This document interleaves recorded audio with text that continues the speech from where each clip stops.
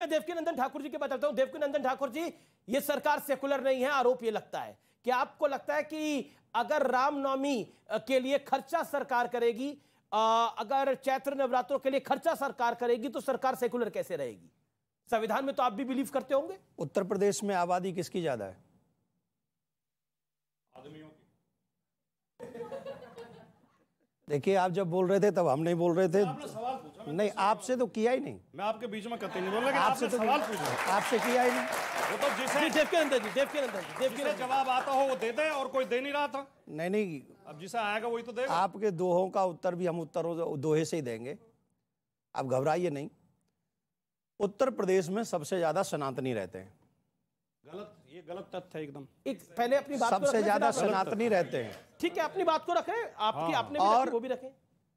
भगवान श्री राम को मानते,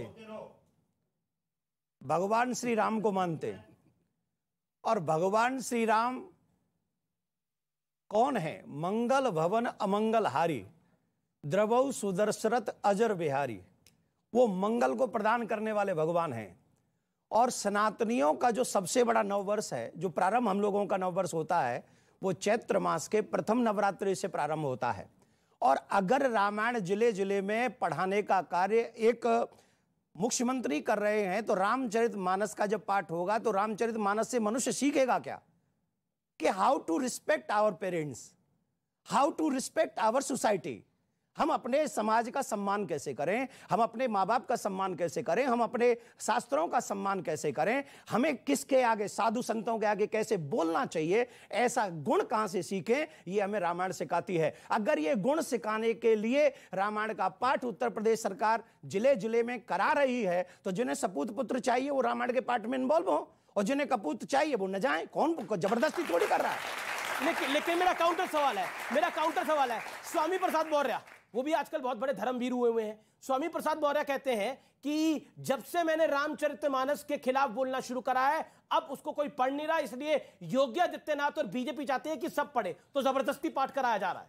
मैं तो स्वामी प्रसाद मौर्य जी से कहूंगा कि वो भी आजकल बहुत ज्यादा रामायण पढ़ रहे हैं, जब से उन्होंने बोला है, और वो रामायण का पाठ ज्यादा कर रहे हैं।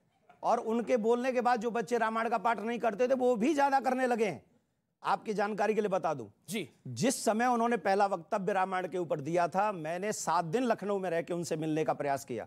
आपके चैनलों को भी बाइट दी कि वो मुझे मिलने का समय दें, मैं उनको बताऊंगा रामायण क्या सिखाती है, पर उन्होंने समय नहीं दिया। क्यों? राजकुमार भाटिया आपके बगल में खड़े हैं, उनकी पार्टी के महासचिव हैं, उन्होंने प्रमोट कर दिया जब से उन्होंने रामचरितमानस के बारे में ये बोलना शुरू करा। मिलवा देंगे इनको आप स्वामी प्रसाद मौर्य जी से। हमारे दरवाजे तो सबके लिए खुले हैं, हम ये नहीं देखते कि सनातन ये नहीं है। 7 दिन सबका स्वागत है। 7 दिन दरवाजे पे बेल बजाते रहे, दरवाजा खुला ही नहीं।